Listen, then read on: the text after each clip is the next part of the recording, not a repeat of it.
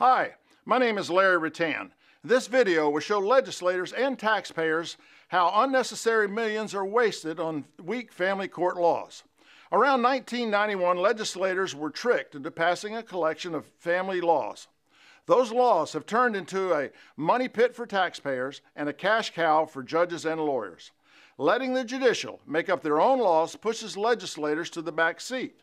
When this happens, our checks and balance system turns from this to this.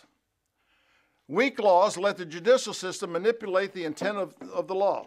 Then legislators get blamed for bad laws or bad governments.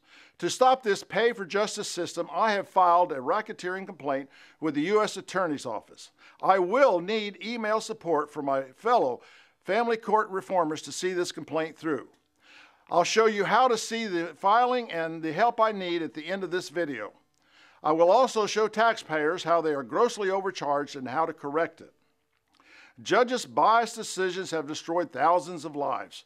Here's one judge's written word that clearly shows a complete disregard for equal justice and a waste of taxpayers' dollars. The appellate court told the family court that the alimony payer could not afford to pay alimony. The appellate court requested the lower court to justify the ability to pay. So, over 4 years of trial, plus another 5 months of legal fees, the judge writes, "Candidly, this court does not know what the former husband's income is." A little later he writes, "The former husband does in fact have the ability to pay $1,800 a month." This judge's selective memory forgot the alimony payer told him that he had to sell his IRAs, sell property, run up credit cards in order to pay bills. He also ignored the neutral forensic CPA's comment deeming the alimony payer absolutely honest. How could anyone not see this as a waste of time, bias, and corruption? Biased judgments like this have devastated thousands of people in family courts. This is Law 6108 dealing with alimony.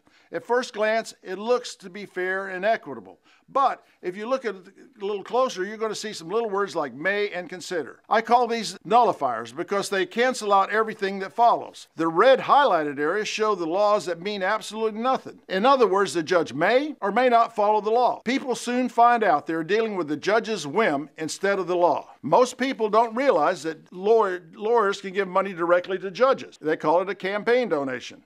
Judges are not saints. They are lawyers in robes. A big donation will affect a person's decision. Here's the money flow. Divorcing couples have to pay lawyers, and lawyers give money to the family court judge. And then the judge makes a decision on the family courts, or the divorcing couples. And not only that, all of these other lawyers over here are giving the judge campaign donations. It's not in the interest of any of these lawyers or this judge to finish the case early. In other words, the longer a case lasts, the more money judges and lawyers make. This should explain why a divorce trial lasts 5 and 6 years, while a murder trial lasts 2 or 3 months.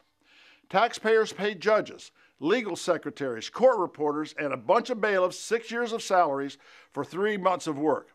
True, more than one divorce is going on at a time, but the waste is still exponentially more expensive than it should be.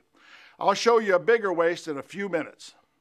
Our men and women fighting and dying overseas in wars, like ISIS, are not doing it to protect corrupt legal systems.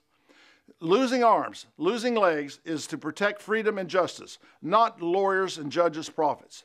If you think judges are all honest, take a look at this. This is Bernie Madoff. Everybody thought he was honest for 35 years. He stole billions of dollars. He's now in prison. This is Timothy Kane, one priest who confessed to stealing thousands of dollars. He's in prison. He was a trusted person. He's in prison. This is Judge Civarella. He unnecessarily ruined thousands of children's lives by sending them to youth prisons until they discovered a kickback scheme very similar to this. Now he's in prison. One thing I want to point out is this lady right up here in the corner. She's one of the parents of one of the children that was sent to the prison that committed suicide. This pain on her face tells a lot. Ask our military men and women, is this the justice system you're fighting for?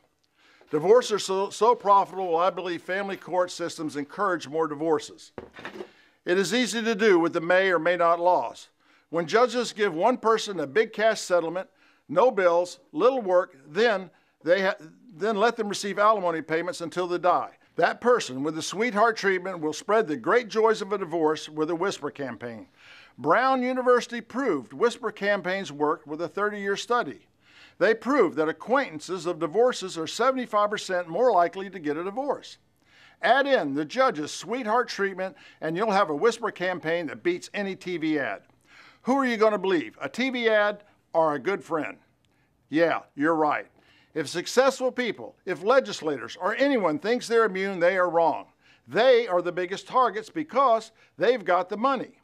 You can see one typical sweetheart deal by looking at the RICO complaint I filed. The biggest waste of millions comes when courts go so slow they claim a case overload.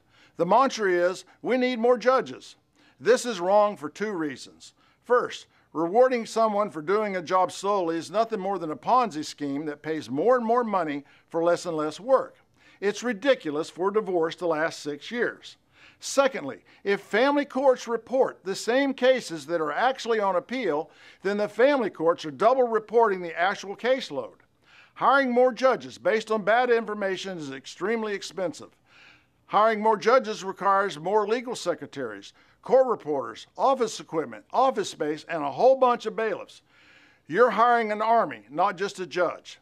All this wasted taxpayers' dollars just because family courts are allowed to drag their feet. Here is a simple solution. I'm sure legislators use auditors to verify funding requests. Have those auditors find out why divorce trials last 6 years. Then, legislators can produce guidelines showing what the timelines are. Then the judicial will be motivated to figure out how to do it.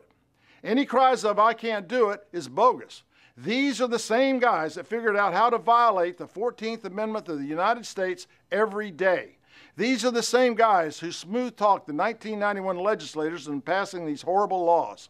I would be very suspicious of anyone trying to get out of an audit. What are they trying to hide? Don't look behind the curtain. It's very complicated. You would not understand. It's BS. Let the taxpayer groups be part of an audit. You'll be surprised how much they understand. All of us have to be accountable, and family courts spending millions of dollars should also be accountable. They should be accountable for the money they spend and the decisions they make. In closing, I hope legislators can see how weak laws and overfunding the judicial system makes our checks and balance system go from this to this.